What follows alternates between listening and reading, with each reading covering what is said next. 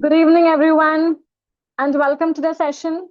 So, I hope all of you are doing great and studying really well for your upcoming Kerala set exam, right? I know the exam has been postponed, but don't take this as a distraction, rather, take it as an opportunity where you're getting more time to study, right? So, with all that being said, let's get started with our session tonight. Yes, I hope all of you can see the screen. Yes, yes, it is visible, right? So, good evening and welcome again to our revision session number 7 of Kerala set. Let me just open your chat box and let's see what you all are saying.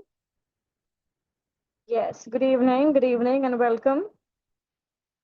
Yes, chalo. Good evening. Here's the first question for tonight. Yeah.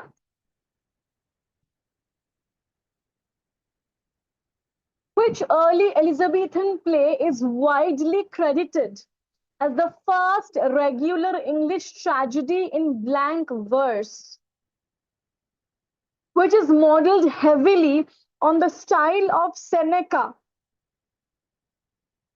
We all know Seneca was a Roman classicist who was famous for his blood tragedies or revenge tragedies. So, based on that style, which is the first English revenge tragedy in blank verse? Hi, Rohit. Good evening and welcome. Okay. Tell me, which is the first English revenge tragedy in blank verse? And it is based on the revenge tragedies of Seneca, the Roman classicist.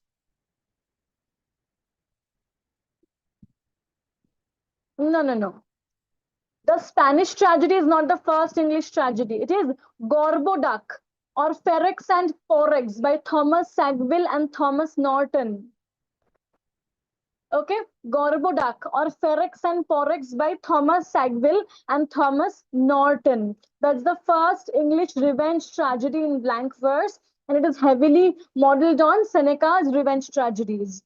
Seneca was a Roman classicist who started this genre or subgenre of revenge tragedies very prominently. So before Seneca, Euripides from classical Greece also wrote the famous revenge tragedy called Medea.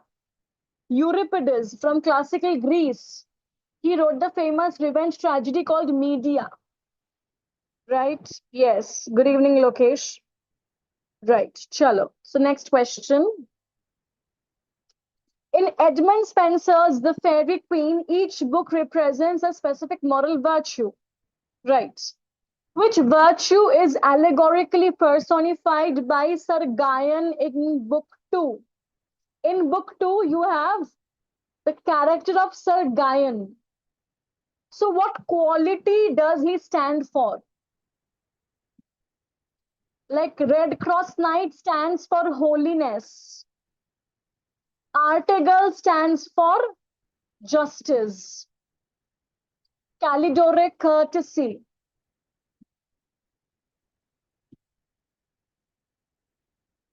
Sir Gayan stands for temperance.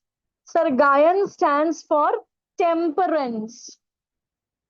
In Edmund Spenser's Book 2 of the Faerie Queene, Sir Gayan stands for temperance. All right, clear? Next. Which modernist characteristic is most evident in Virginia Woolf's Mrs. Dalloway? Virginia Woolf's Mrs. Dalloway, it's a high modernist novel published in 1925. It's a circadian novel set in a singular day in the life of Clarissa Dalloway in post-World War I London. It was published in 1925. Right. So tell me, which modernist characteristic is there in Virginia Woolf's Mrs. Dalloway? Yes, interior monologue and stream of consciousness. Interior monologue and stream of consciousness. Tell me, the term stream of consciousness was coined by whom and in which work? The term stream of consciousness was coined in which work and by whom?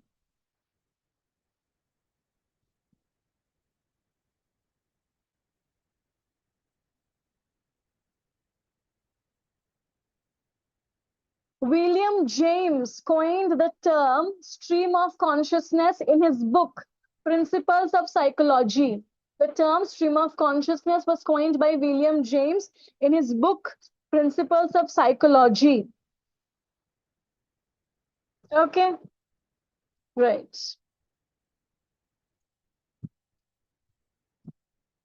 Harold Pinter. What Harold Pinter? In Shakespeare's The Tempest, Prospero's renunciation of magic at the end of the play most significantly symbolizes what? In Shakespeare's The Tempest, Prospero's renunciation of magic at the end of the play most significantly symbolizes what?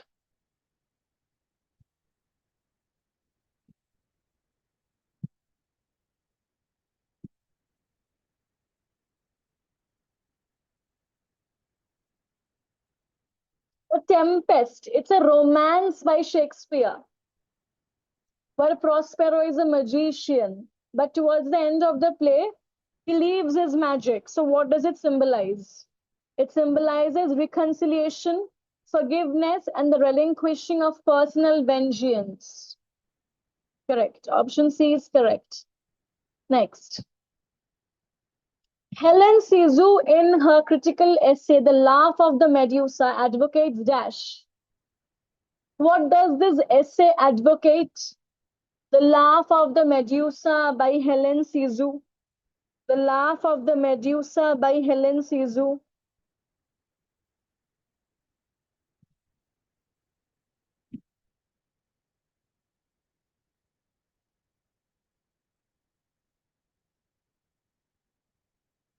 It advocates the development of écriture feminine, encouraging women to write from their own embodied experiences.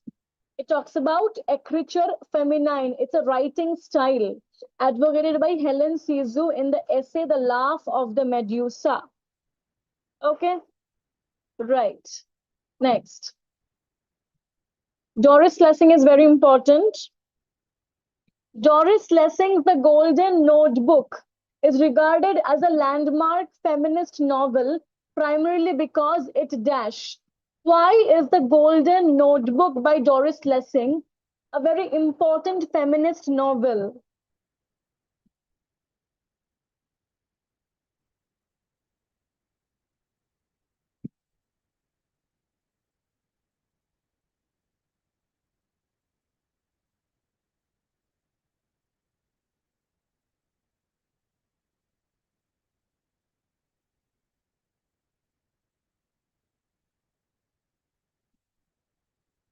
Why The Golden Notebook by Doris Lessing is an important feminist novel? Because it explores the fragmentation of female identity, creativity, and political consciousness through an experimental narrative structure. Correct. Okay. Next.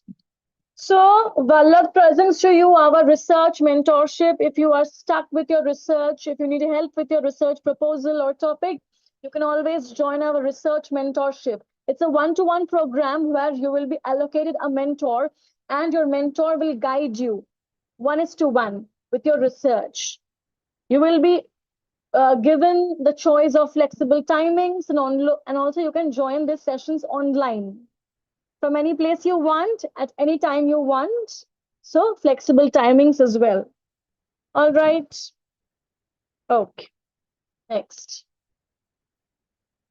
Now here we come to another theoretical concept of rhizome, a concept propounded by Deleuze and Guattari. A concept propounded by Deleuze and Guattari. A rhizomatic model of textuality proposes that meaning develops through dash.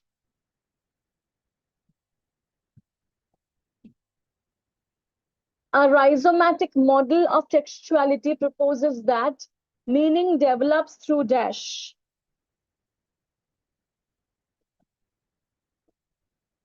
What do you mean by a rhizomatic model of thought or textuality?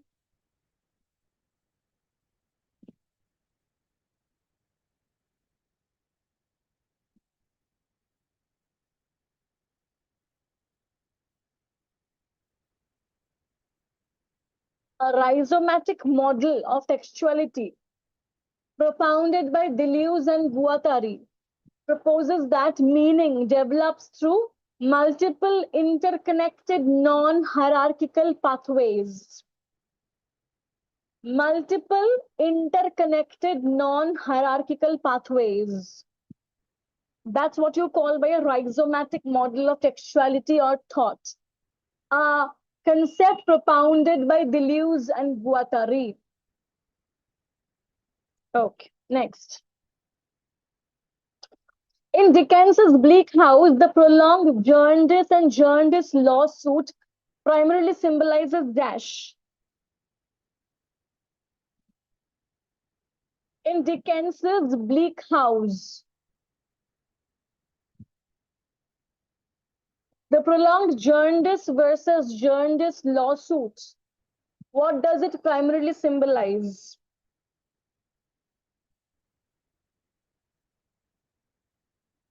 It primarily symbolizes the delays, complexity, and dehumanizing effects of the legal system.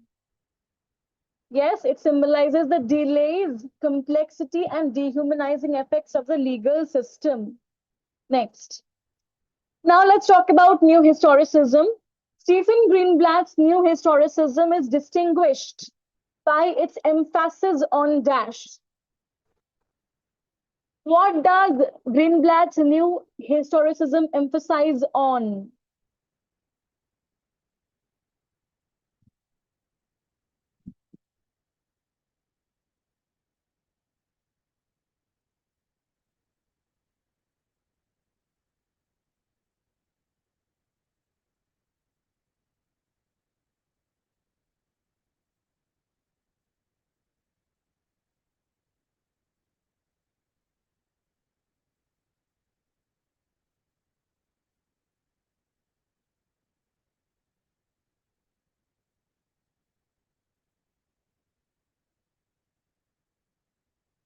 Stephen Greenblatt's New Historicism emphasizes on examining the reciprocal relationship between literary texts, the cultural, political, and historical forces of their time. Yes, it emphasizes on examining the reciprocal relationship between literary texts and the cultural, political, and historical forces of their time. Okay, right. Next. Which Victorian era Gothic novel utilizes a nested narrative structure with letters, journals, and logs to document the gradual psychological and physical invasion of a foreign monster?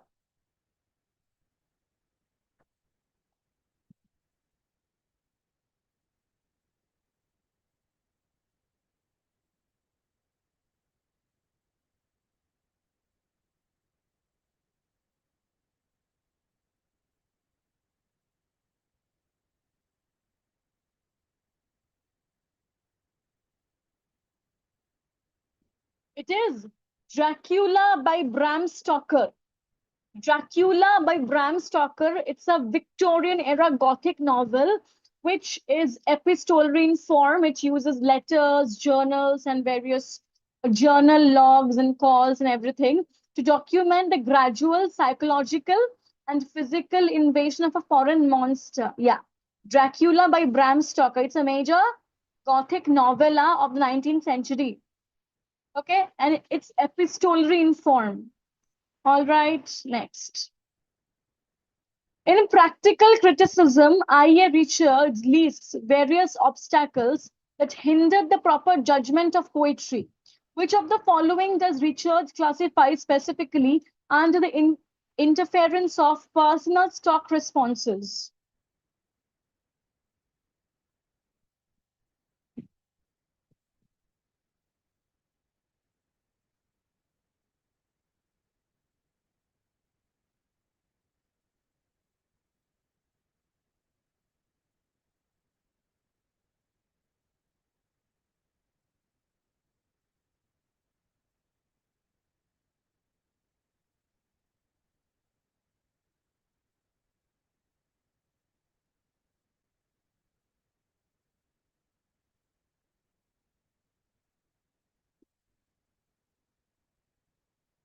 It is the tendency to seize upon a ready-made, conventionalized emotional reaction, which is unsuited to the actual stimulus of the text.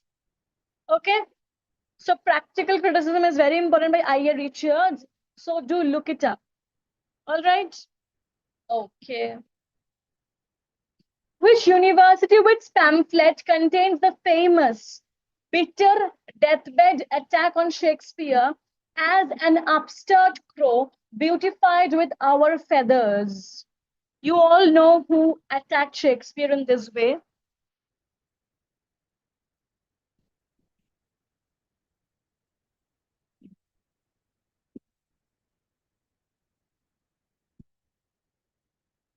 Yes, it was the pamphlet of Robert Greene's called Greene's Groatsworth of Wit.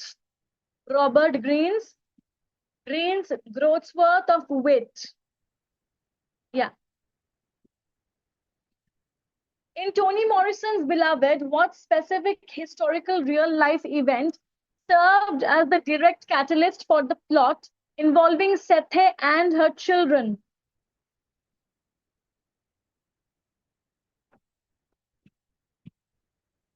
Which real life incident?